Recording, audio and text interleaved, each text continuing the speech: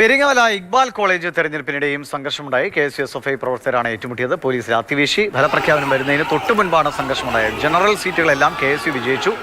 ഇപ്പോഴും സംഘർഷാവസ്ഥ നിലനിൽക്കുന്നുവെന്നാണ് ഇന്ദുലേഖ രേണു വിവരങ്ങളുമായി. ഇന്ദുലേഖ, എന്താണ് ഇപ്പോഴത്തെ അവസ്ഥ? ദിവിഷ്, ഇപ്പോഴും സംഘർഷാവസ്ഥ അവിടെ നിലനിൽക്കുകയാണ്. പെരിങ്ങമല ഇക്ബാൽ കോളേജിലാണ് തെരഞ്ഞെടുപ്പുമായി ബന്ധപ്പെട്ട് ഇത്തരത്തിലൊരു സംഘർഷം നടക്കുന്നത്. SFI പ്രവർത്തകരും KSU പ്രവർത്തകരും തമ്മിലായിരുന്നു സംഘർഷം.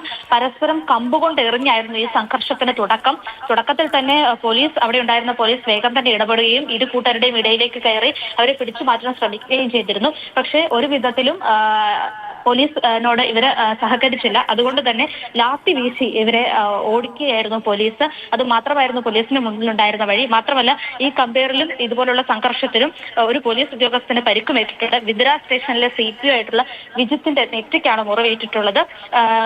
വലിയ പരിക്കല്ല, എങ്കിൽ കൂടി നെറ്റിയിൽ പരിക്കേറ്റിട്ടുണ്ട്. മറ്റാർക്കും പരിക്കുകൾ ഒന്നും തന്നെയില്ല. മാത്രമല്ല, വിവരങ്ങൾ നൽകിയത്.